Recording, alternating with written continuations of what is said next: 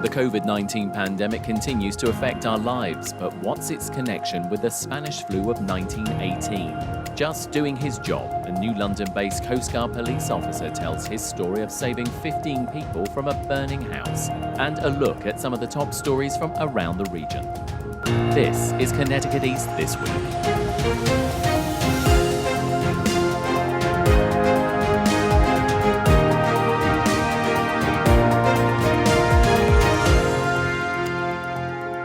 Hello, I'm Brian Scott Smith.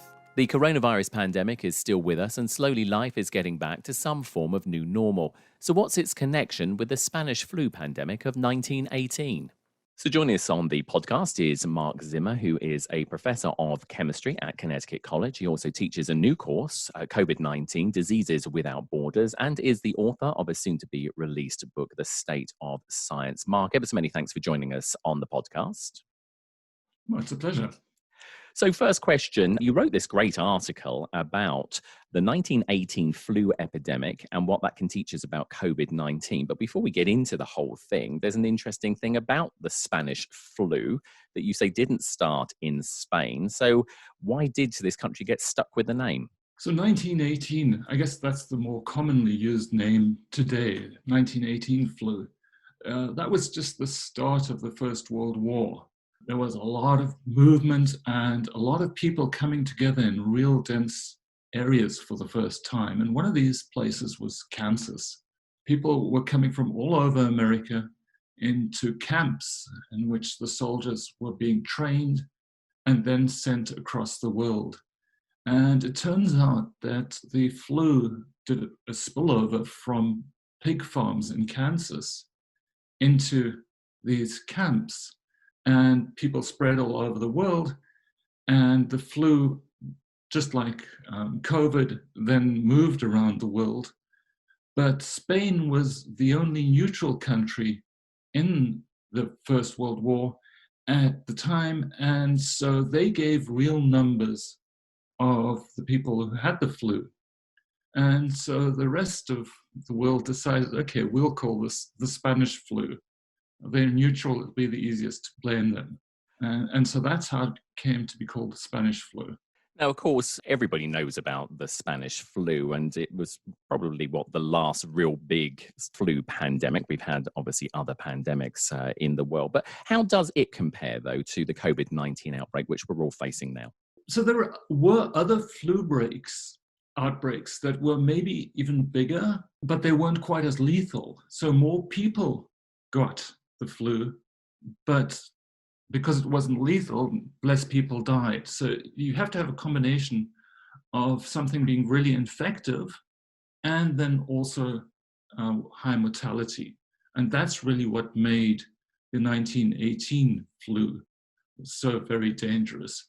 COVID is a very different disease, right? It's a different virus. It's a coronavirus.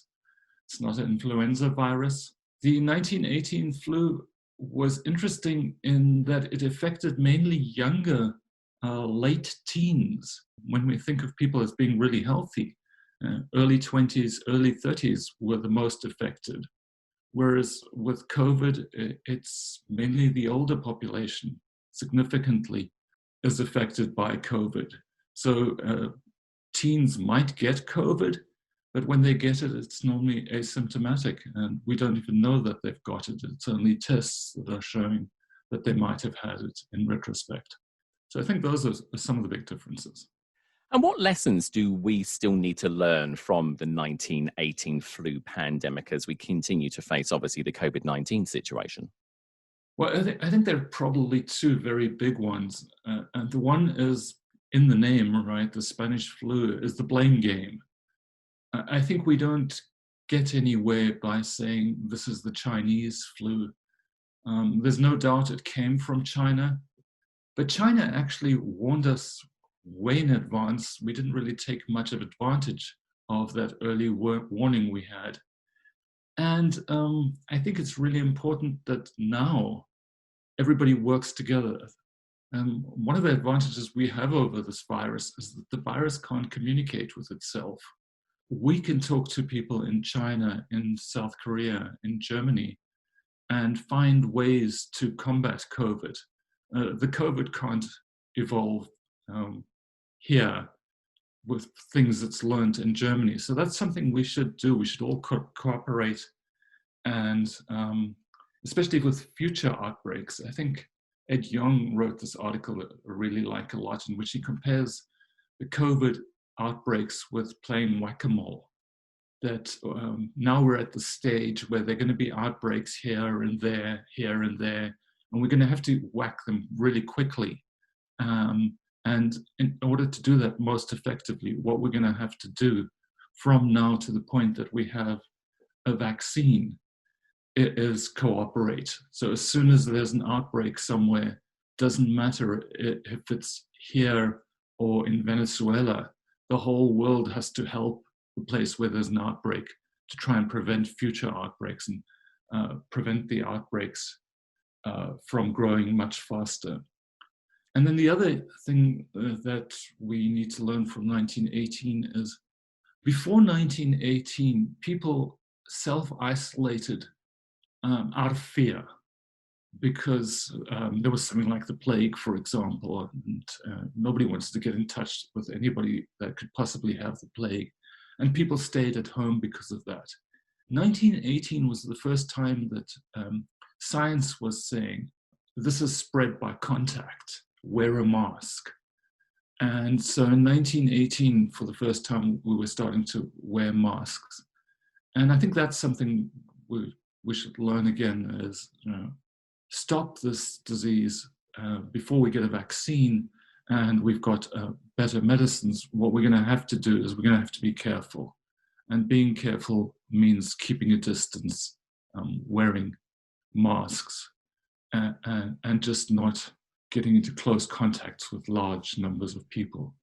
So I think those are probably the two biggest lessons I can think of.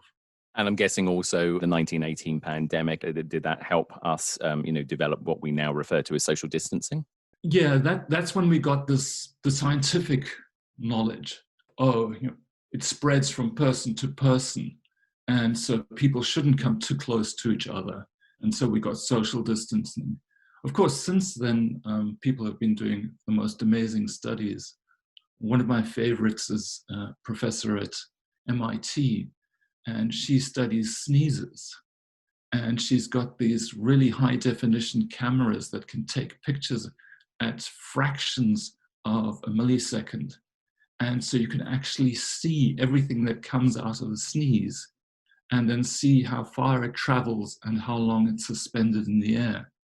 So since 1918, we've learned a lot about respiratory diseases, and that's what COVID is. It's a disease that's mainly spread through the air, through breathing out. And that's, of course, why things like choir is a lot more dangerous than just sitting sedentary, because in choir, people are singing and blowing out a lot of air. So we've learned a bit more, but in 1918, we already knew that social distancing works pretty well. There's a famous example in Philadelphia. There was a big street procession, and the mayor of Philadelphia was adamant that it was held, even though the doctor who was in charge of public health in Philadelphia said this is crazy. And they had this massive procession, and about 10 times more people ended up dying in Philadelphia than other cities like St. Louis, where they were careful of having social distancing. So that was sort of the first time that it was actually measured and quantified to show how well social distancing works. And does the Spanish flu inform us, Mark, about how the COVID-19 pandemic ends? I would say probably not. The Spanish flu is an influenza, so it's a different virus. It's a virus that we know is definitely temperature dependent, so it always spikes in the winter. We hope that will happen with COVID, so that right now in the Northern Hemisphere with summer coming, that we're going to experience a lull, but we're not sure about that. And I think really the only thing you can say with certainty about COVID is that we can't be certain about anything. There's so many unknowns. It seems to act in so many weird ways. Now we have these children that have cytokine problems. We see that there's super spreaders. There are a lot of things that we just don't understand and can't explain yet. So I think the ending of COVID is one of these big uncertainties, which makes it so hard. Right? Is all these uncertainties we have. What's going to happen when we open schools? What's going to happen when we try to go back to normal? Will there be another spike? Is it dependent on temperature? We don't know the answers to all of those things. And that, I think, makes it really difficult. One question I want to put to you, and it's a difficult one to answer, so I'm not trying to put you in a corner here, but do you think COVID-19 was in the US way before January when we started to actually hear about it through the news media and whatever? Because when we talk to people, it seems that similar sorts of symptoms and things were doing the rounds before this sort of became a real big news story. We can go and look at the genome of the virus, so the genetic code. And the genetic code of the virus changes. It changes a little slower than that of the influenza, which is really good for us. But from the changes, we can actually see where the original virus originated and when it came to different places. So the virus in America is actually slightly different to that from the one in China and the one from Europe. And so if we go backwards in time, it looks like late December, early January is when it started in America. I think if there were any people sort of showed symptoms of COVID-like diseases, that probably was pneumonia or influenza at the time and not COVID.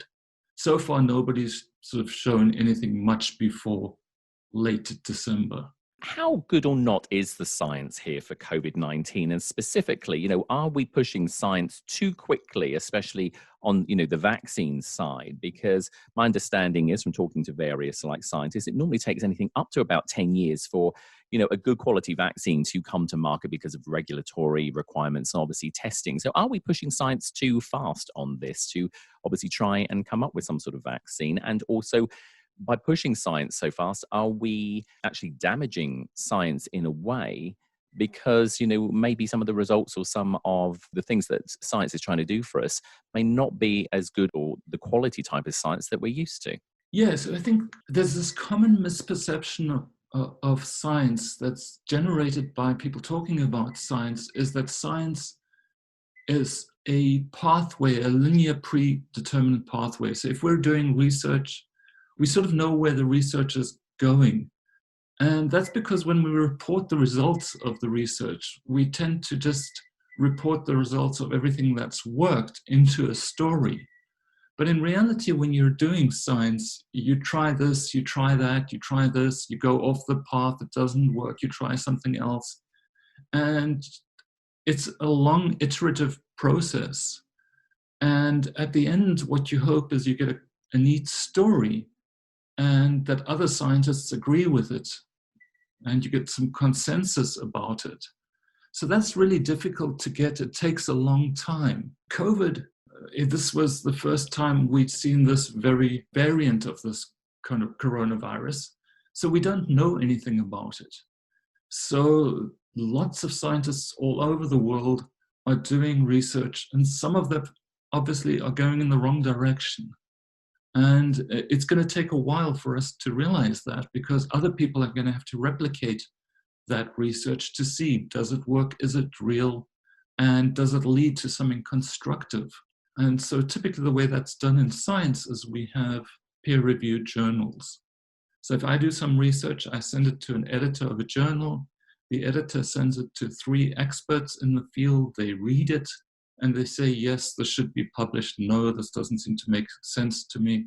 Or most commonly, just do this one extra experiment and then come back to us. So when you've got peer-reviewed research, it's like it's been quality controlled. We know that stuff that's in peer-reviewed research is good. With COVID, it's been happening so fast, and all the people who are really good at reviewing are doing the research and are busy, that the research hasn't really been quality controlled very well. And we have these things called preprint servers, which is where people will publish things before they've been controlled. And so there's a lot of science out there. Lots and lots of people are working on COVID. a number of them aren't really qualified. So economists and management people are writing papers about and modeling how COVID's going to spread, irritating a lot of epidemiologists. But there really isn't quality control at this point. And we're going to see that a lot of the stuff wasn't quite right, which is going to be damaging. So that's one of the problems. And another problem also is one that you sort of alluded to, is if we do everything right, what we're going to see is that we aren't going to have a spike in disease. So success really is everything stays the same. And so after that, you can say to yourself, well, if we hadn't done all of this, everything probably would have stayed the same as well. It's really, in retrospect, it's going to be very hard to say, was it worth having all these quarantines and social distancing? Was it worth the damage that it's doing to the economy? And we'll never know. So that's one of the things, and that'll, I think, will, like you said, damage science a little bit, because we're going to be seeing that science isn't always right, because that's not the way that science works. At the same time, if science has worked, we really won't be able to show that it has worked because we flattened the curve, for example. With all the cleaning of hands and the hyper hygiene that we're now sort of like doing, are we actually setting ourselves up for issues in the future? I.e., we're also killing good bacteria that we need. And also, we've seen antibiotic resistance growing too. So, in a way, although we have to fight this, are we actually setting ourselves up for a bit of a fall in the future? Yeah, so the very big thing here is, of course, this is a virus. And so what we shouldn't be doing is we shouldn't be washing our hands with antibacterial soap, because that's, it's designed to kill bacteria, not viruses. And so if you use a lot of antibacteria to try and protect yourself against the virus, A, it's not going to help. And B, it is going to lead to resistance to antibacterial agents. So I think washing your hands is definitely a very, very good idea, and you should do that thoroughly, front and back of the hands.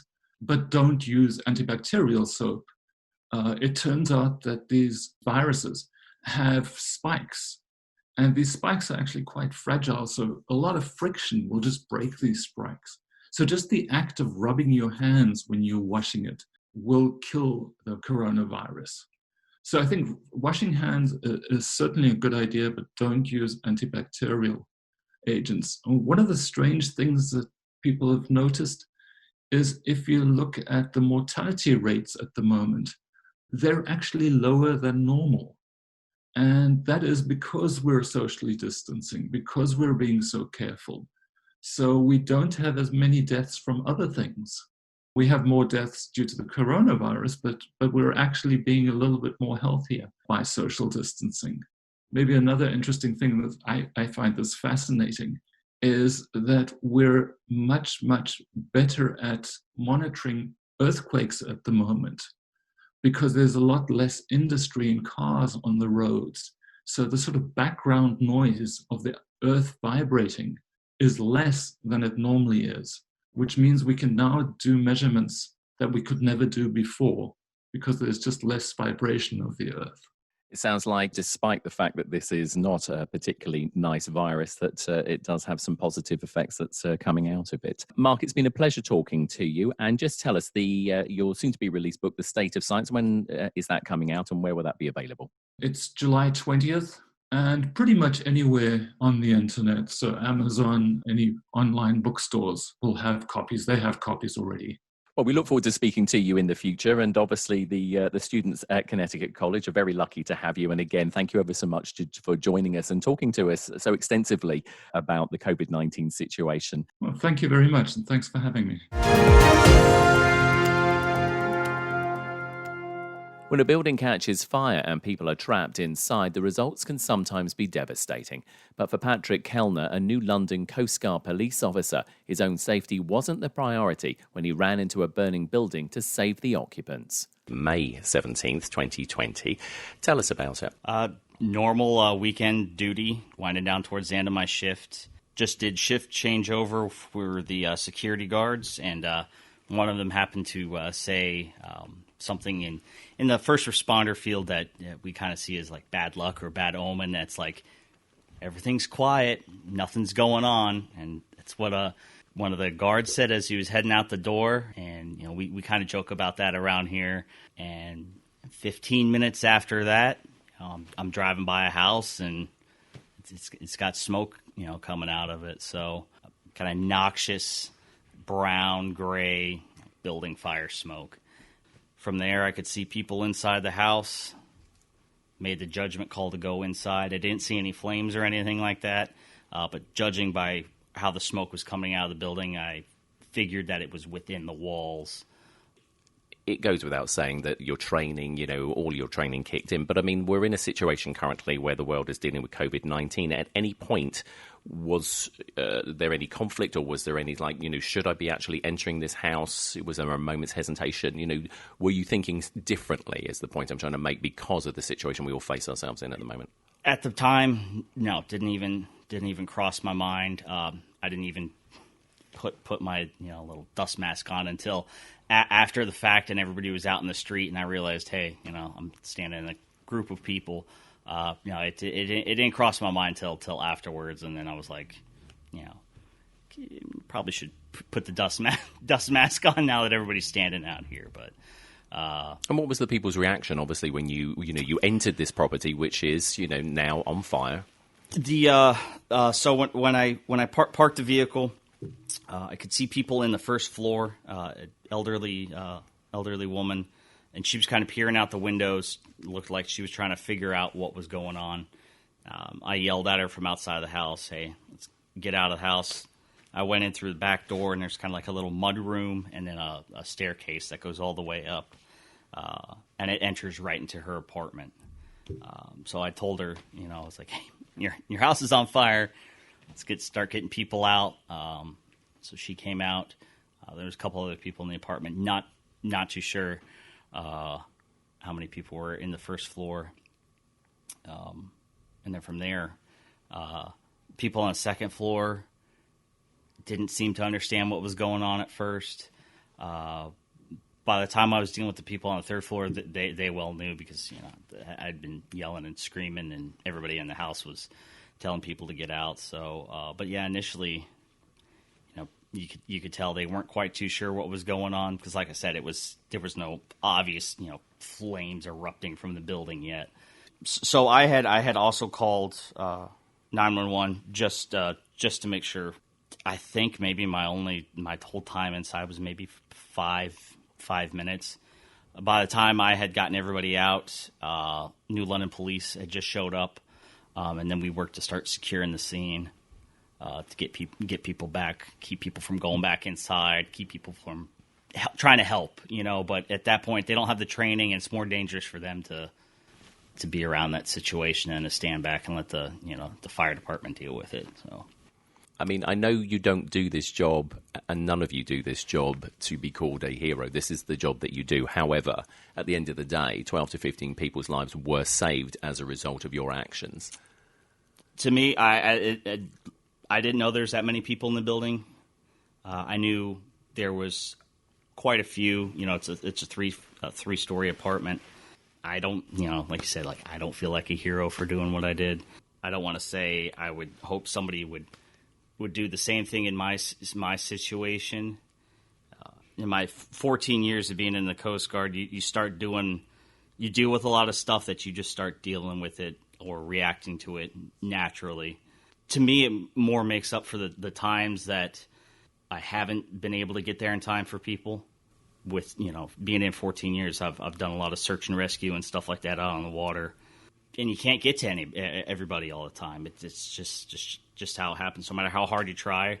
So to me, it kind of just evens things out. Was this the first time in your 14 years that you'd actually run into a burning house?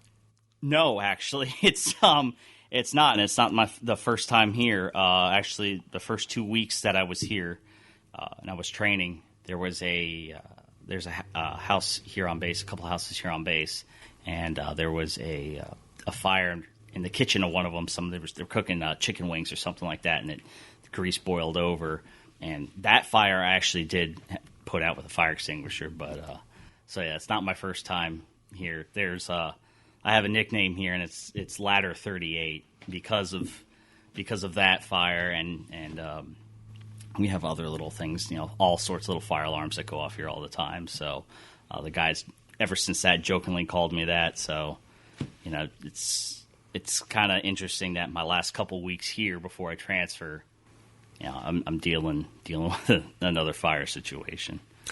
Now, 3 days later, on May 20th, during the graduation ceremony for the Coast Guard Academy and its graduates, a big event, which of course you are part of, Admiral Schultz, the Commandant of the Coast Guard, was here. He spoke to you. He gave you a challenge coin. Tell us a little bit about that, and what does that mean to you? And he just came up and shook my hand and gave me recognition for what I was involved in, thanking me for being in the right place at the right time, and then gave me one of his personal challenge coins, which something in the military is a little tradition, little mementos that we exchange in between each other. And that really meant a lot because not a lot of people get one of those. So, well, Patrick Kellner, Coast Guard police officer, ever so many thanks for the interview, and obviously congratulations on making sure that 12 to 15 people didn't lose their lives. Thank you. And Patrick was also recently recognised and awarded by the Mayor of New London for his act of bravery. Time for a look at some of the other stories making the headlines in the region recently. And in the Day newspaper this week, New London police sergeant suspects fellow officers vandalised his car. The city's police are investigating a complaint by Sergeant Cornelius Rogers, a black officer, that somebody put pepper spray in the air ducts of his personal car hours after details of Rogers' complaint of institutional racism within the police department was published on the Day's website. Rogers wrote in a suspicious incident report that he believes someone tampered with his car, which has no markings or stickers indicating it belongs to a police officer, and that officers were aware he had parked behind the Stanton building at 111 Union Street in the city during his 12-hour shift. New London police are investigating the matter, and the city has hired an outside investigator to investigate Rogers' complaint, and the New London branch of the NAACP is also following the case. The Norwich Bulletin reports that Norwich police arrested a woman suspected of shouting a racial slur. A Moosup woman has been arrested on a charge of making a racial threat to an African-American woman at the Norwich Starbucks on June 2nd. Norwich police arrested 22-year-old Holly Shalafo after investigating a woman's complaint that she was threatened and was the recipient of a racial slur during an incident at the drive-thru at the Salem Turnpike restaurant. Police said the woman captured the incident on Facebook Live. Shalafo has admitted that she both verbally threatened and shouted a racially motivated slur at the woman. She's been charged with third-degree intimidation based on bigotry or bias. And in the Chronicle this week, embattled police sergeant resigns in Coventry. A police sergeant at the centre of a police probe regarding inappropriate text to an underage teenage girl a few years ago has resigned. According to an announcement from the Coventry Police Department, Sergeant Michael Hicks has resigned his position effective immediately. Hicks' resignation was the culmination of an investigation stemming from a complaint alleging he had engaged in certain inappropriate conduct, according to the local police. The Coventry Police Department had notified the State's Attorney Office of the complaint and alleged conduct back on September 30th, 2019. As a result of Hicks' resignation, the internal affairs investigation has been concluded, says the police. That's all from us for this edition. Do send us your questions and story ideas to the show via our website at connecticut-east.com or Facebook or Twitter at Connecticut East, where you can also listen to the show again on demand. And please like, follow and share on your social media platforms too. I'm Brian Scott Smith. Thank you for listening.